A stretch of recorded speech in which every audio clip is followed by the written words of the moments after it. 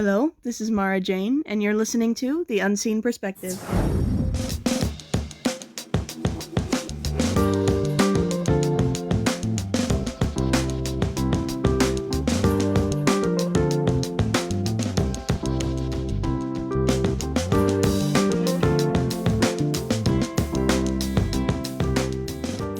Hello, and welcome back to The Unseen Perspective. I am your visually impaired host, Mara Jane, and here with me today is a returning guest who's been on the show a few times already, Brooke Petro. Hi, Brooke. Hi. So today we are going to talk about something that I've been wanting to talk about for a while on the podcast, which is comparing blindness and autism. So a lot of people that aren't part of either of these communities are probably like, what the heck? Like, what could be similar between two very different, conditions? But people within the community, I'm sure, are like, oh, yes. So let us bridge the gap. So first, we're going to talk about autism. So it is estimated that about 1 in 50 Americans are affected with autism. And let's see, the timeline of autism. So it wasn't really a thing until the 1940s, when it was thought of as like a more severe disability. So severe communication issues, even like motor issues, and sensory problems, like sensory overload and isolation from society. So by the 1990s, when the fourth version of the DSM came out, the Diagnostic and Statistical Manual, the DSM-4, it separated autism, as we thought of it before, from Asperger's, which was a less severe but similar disorder. But now we understand it as more of a spectrum. So different people with autism, which it's called autism spectrum disorder now, but different people with autism experience different characteristics and different degrees of these characteristics. So it's still characterized by kind of similar symptoms, but there are a lot of different characteristics that we will go over later that can apply. And just because you have these characteristics doesn't mean you have autism, and just because you do not have some of the characteristics doesn't mean you don't have autism. So we don't really know what the cause of autism is. It's probably linked to genetics in some way, but there's also environmental factors. Epigenetics, which is the way your environment affects your genes, is thought to play a role. And there's also kind of a subgroup, or a different group, rather. And let me find, I forgot what they're called. Savants, yes. Have you heard of savants, Brooke? I have not. So, savant syndrome is basically characterized by, like, extreme intelligence, like, extraordinary skills in math, memory, those types of things. So, a lot of people associate autism with these sort of traits, but only about half of people on the spectrum are savants, and only about 1/10 of savants are autistic. So it's actually a completely separate issue, but even though people tend to link those. So let's see. I did a bunch of research on this last night, so I'm learning so many new things. But yeah, there's so many different things that I did not understand about autism before. I just kind of had the connection between autism and blindness in the back of my brain, and I wanted to explore that more. But I thought it would be interesting if we went through some of the characteristics for autism and kind of explained our experience with those as blind people. So let me find my list. Okay. Signs and symptoms. First one I have is and these are in alphabetical order because, it's me. And, okay, delayed language and mobility skills. So, as blind people and blind children, we obviously could not see how other people communicated visually, which there's a lot of visual, aspects to human communication that I think most sighted people, that is, don't think about because it's kind of just automatic for them and they learn by watching others, which we can't really do. And of course, mobility issues. We can't see where we're going very well, so we have to get orientation and mobility training with canes and whatnot to learn how to get around. So, Brooke, has your experience been with all that?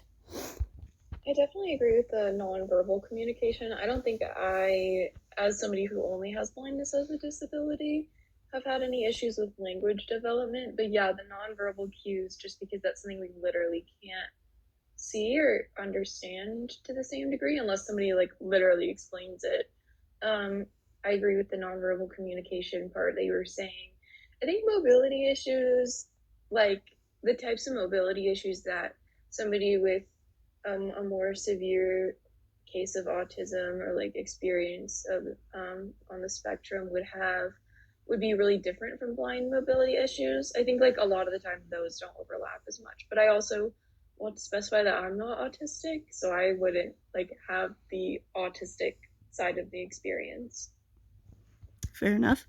I think I do agree though that the mobility issues are, while we both have different mobility issues, they're not the same in terms of we have trouble literally walking around, whereas someone with autism might have a different sort of problem with mobility.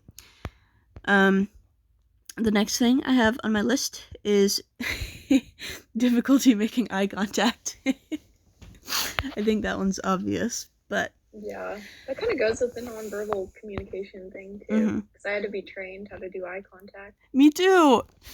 Mm-hmm. And that's a weird thing that people don't think about is people who don't have as much vision, that sort of stuff doesn't come naturally to us. So we have to literally be trained to do it. Mm-hmm.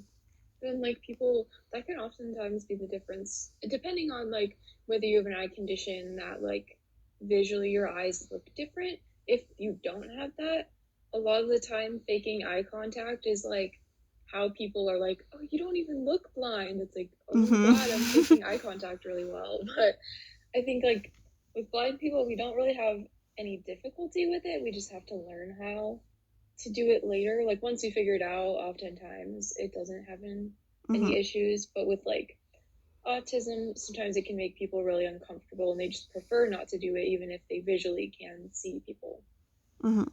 I think personally for me, I didn't learn how to do it or that I should be doing it until much later in life.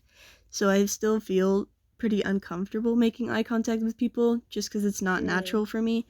And oftentimes when I'm having conversations with people, I've had my mom point this out, but I will close my eyes, and that doesn't mean that I'm not paying attention. That just means that I don't need my eyes. So why should I keep them open? That's really interesting.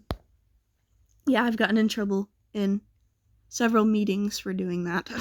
Oh no. Oops. Oh well. Let's see. I hate using Google Docs on my phone. Difficulty making friends. Oof. I feel like everyone goes through this.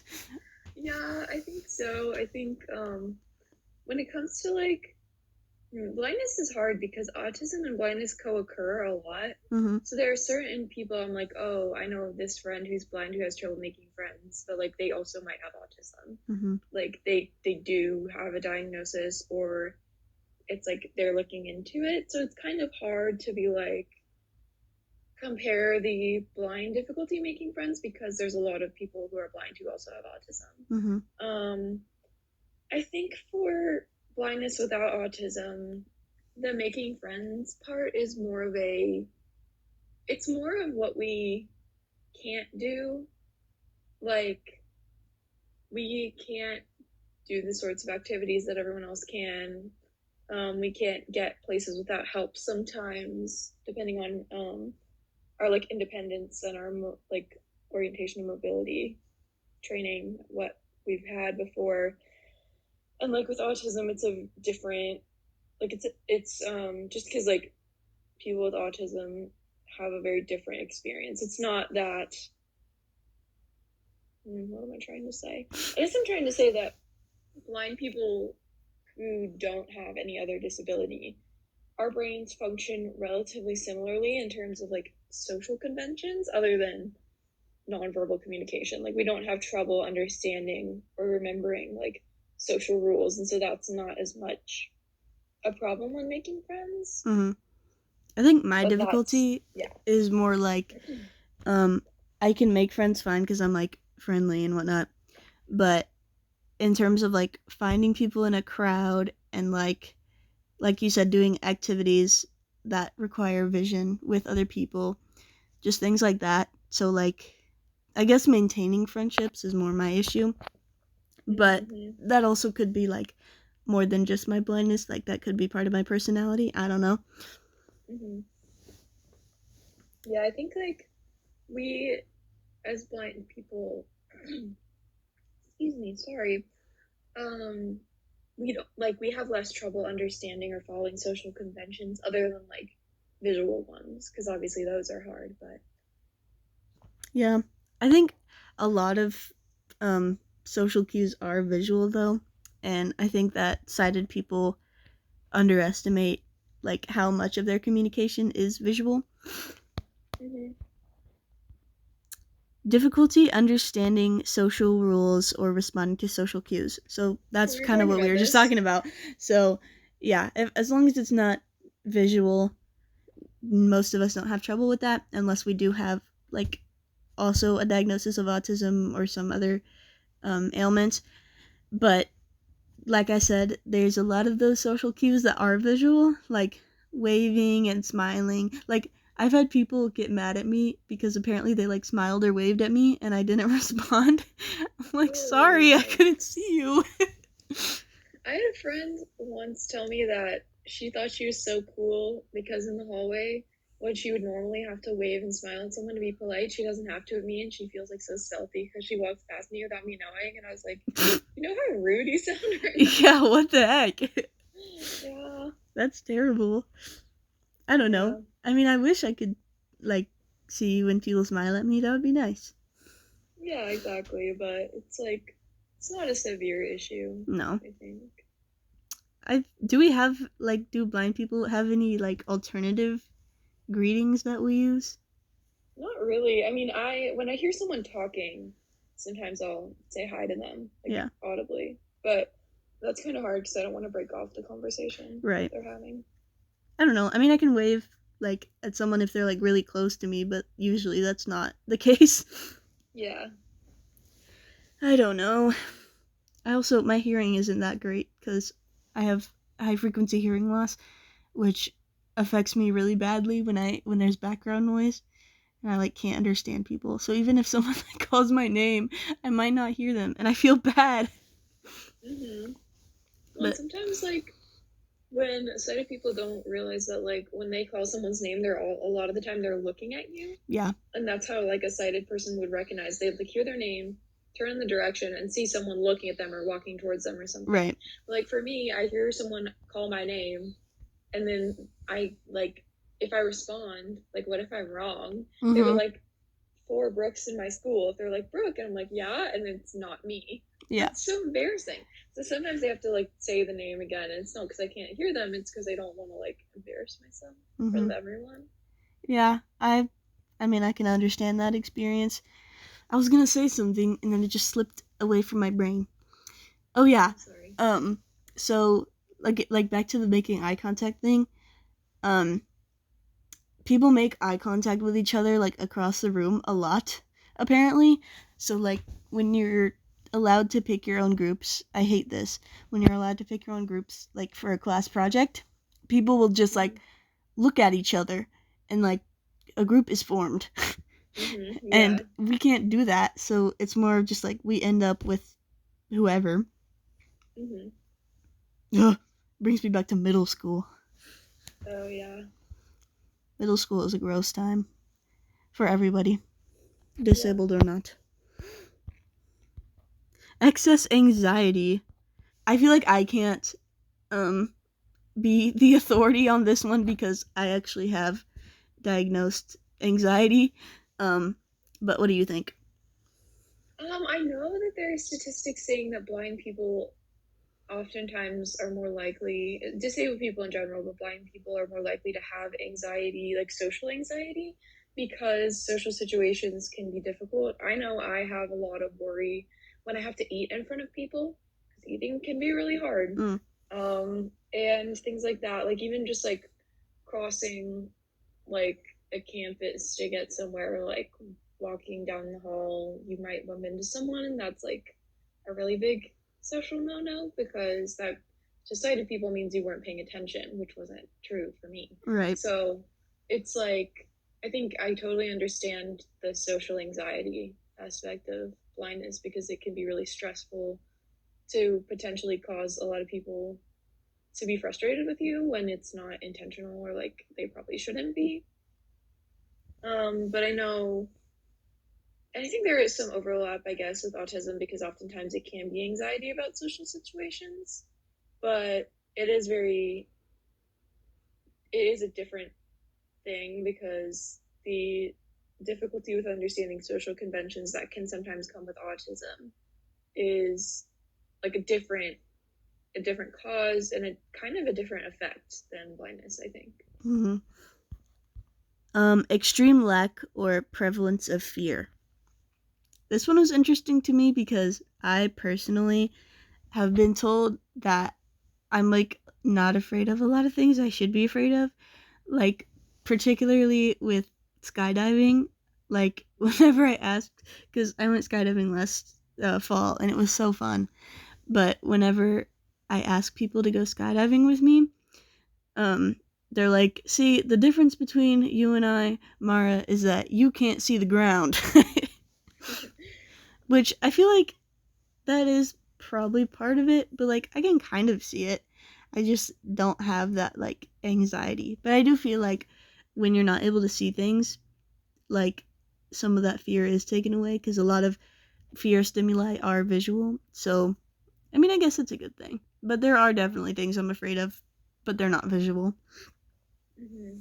Well, that's really interesting because I generally, because I don't have any visuals to get me like grounded or understand the situation, I actually am I'm on the more fearful end. Hmm.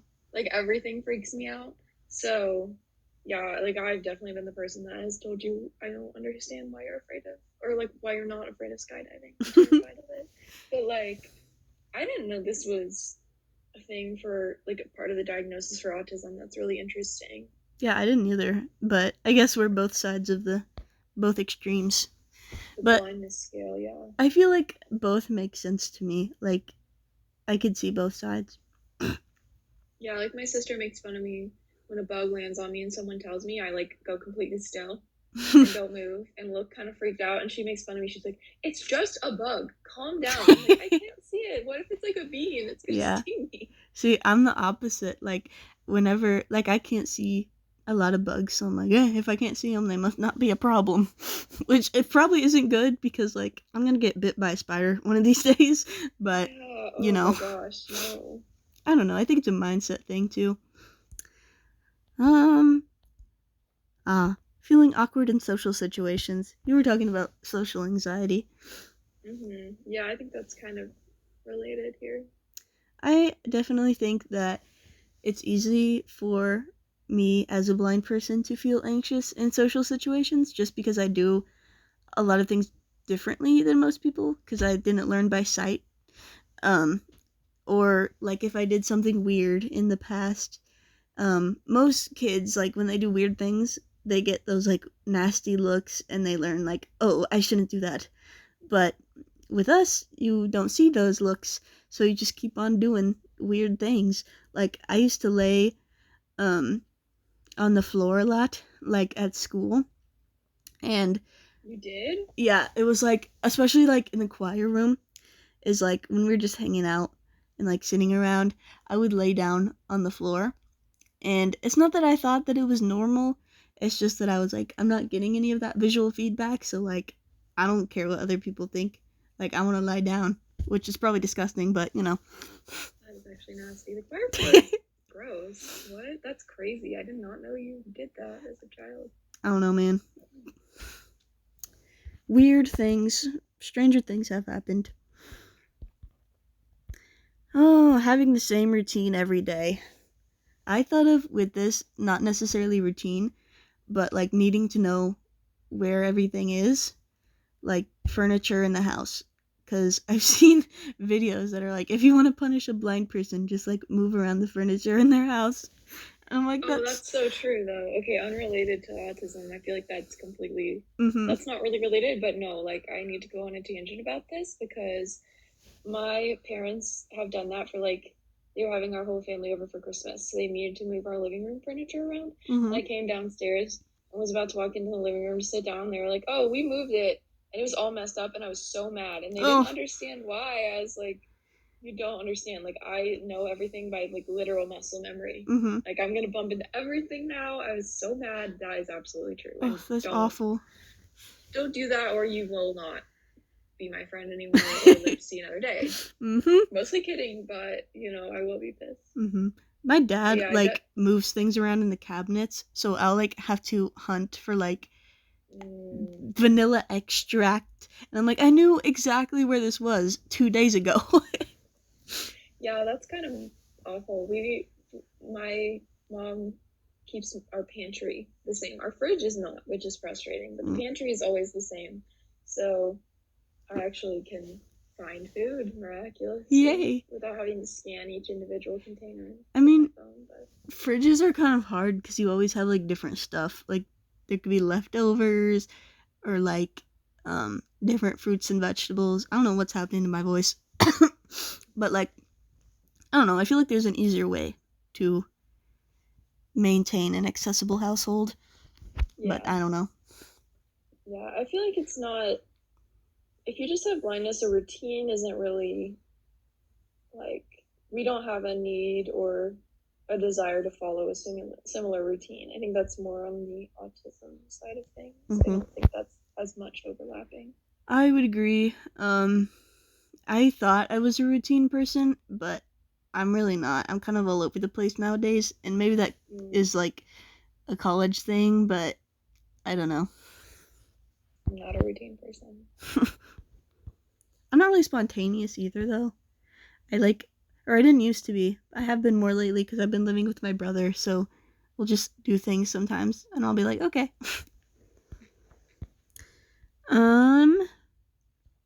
Noticing details or patterns that others do not. I was thinking like more audible for this one because like music and stuff, since we're more in tune with our hearing. I forget that this is like, I know this is a characteristic for an autism diagnosis, but I always forget about it. I don't know. I think like even visually though, like I've talked about this before on the podcast, but since I can't see out of my right eye, I can like draw better.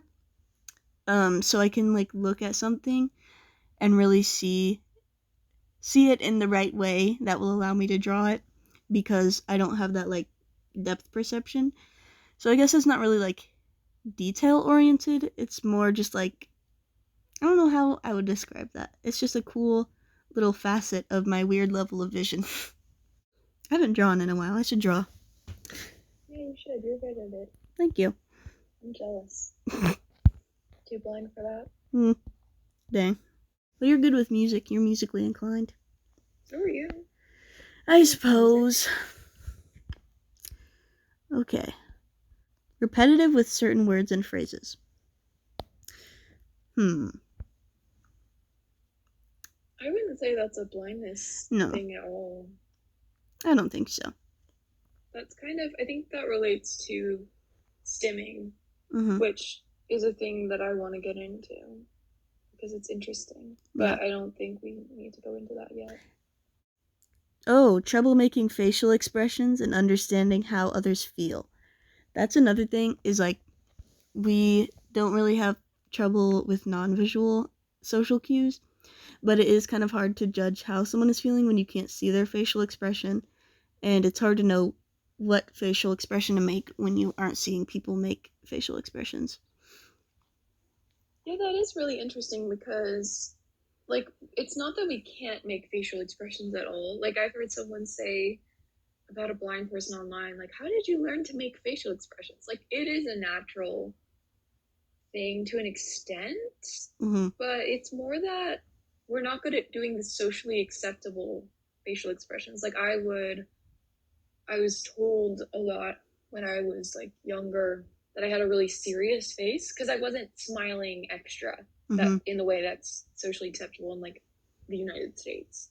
Because like in other countries, that's not how you interact with people. You don't smile at everyone, but here it is. So it's like we don't know how to fake it. I still have a really expressive face because I can't hide the facial expression because that's more something you learn. You learn when you have to do that. You learn how to do that. How much you're supposed to hide it, things like that. But I think, and with the knowing how people feel, I've actually had a problem where, based on only tone of voice, you can tell a lot, but sometimes the tone of voice will come out harsher and you can tell because the facial expression is not as aggressive or harsh. But then not being able to see the facial expression, you'll interpret it as like someone being angry when they're joking while fake being angry. Maybe that's why I'm so bad at telling when Johnny's joking or not.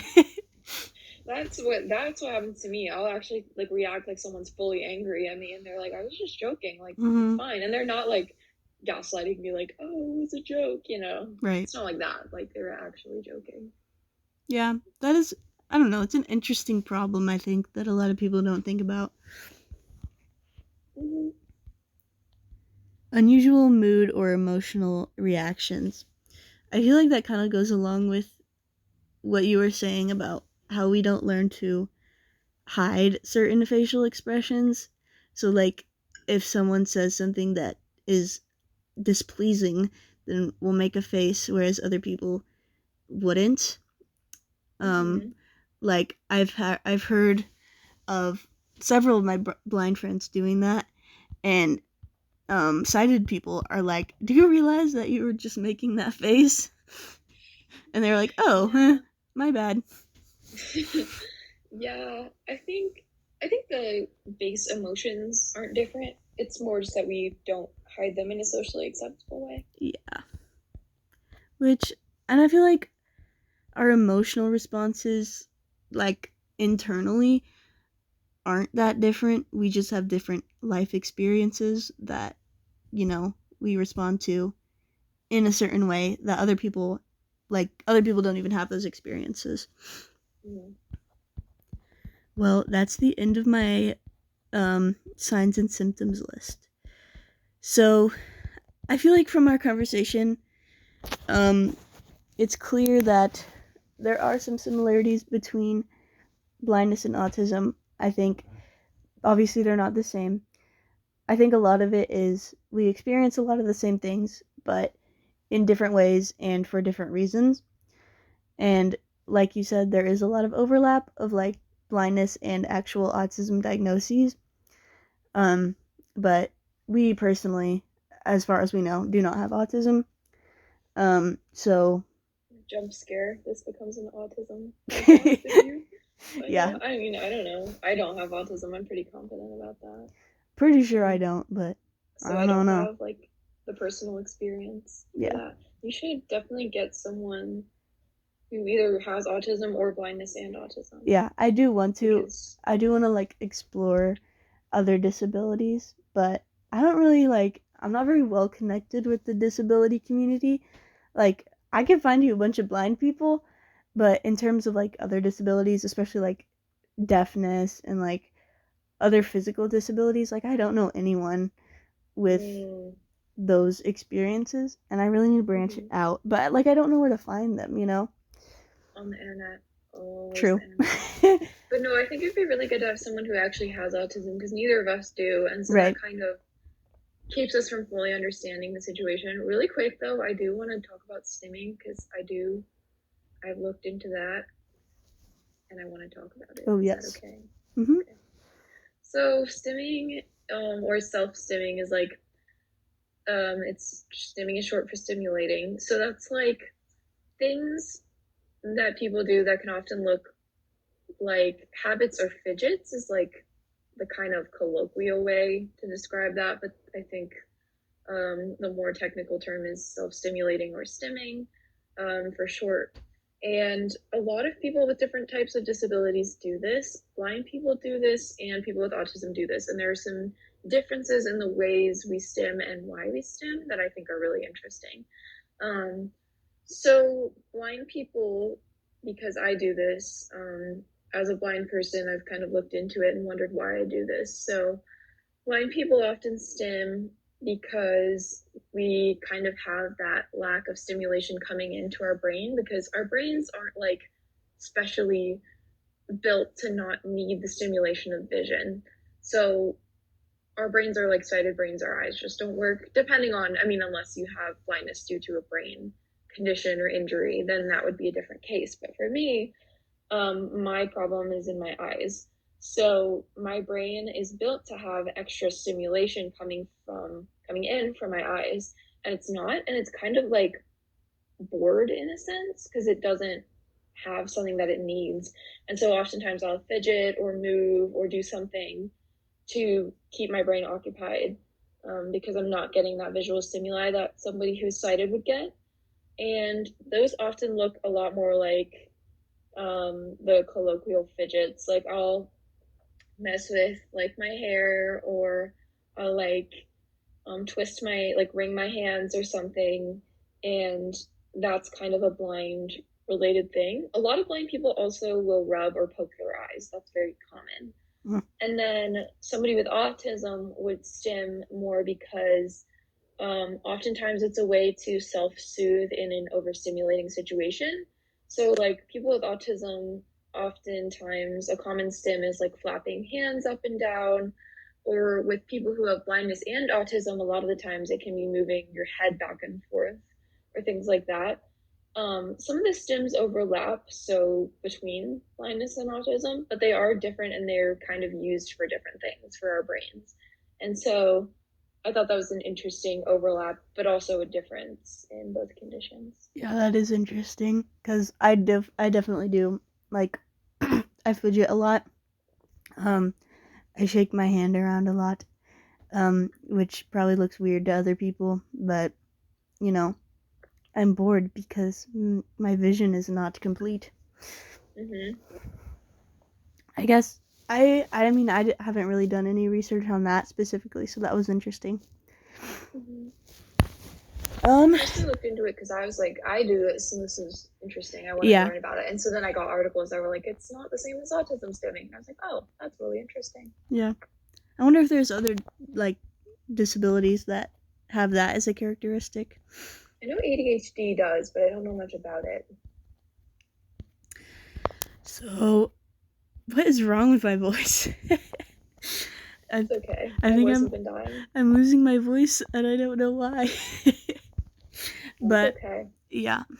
Well, I think that's all we have for today, unless, Brooke, there's anything else that you wanted to talk about.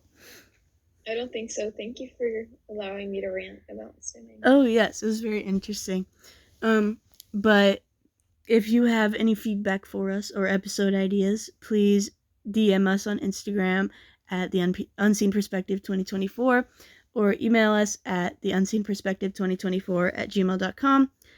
And if you want to listen to another podcast about blindness, check out Discover Podcasting at KSSB. And we would appreciate your follow on Spotify or YouTube or Instagram. Thank you for tuning in. We'll hope you'll tune in the future and catch up on past episodes. But until next week, I hope you have a wonderful day, night, whenever you're listening to this. And that's it. So, bye.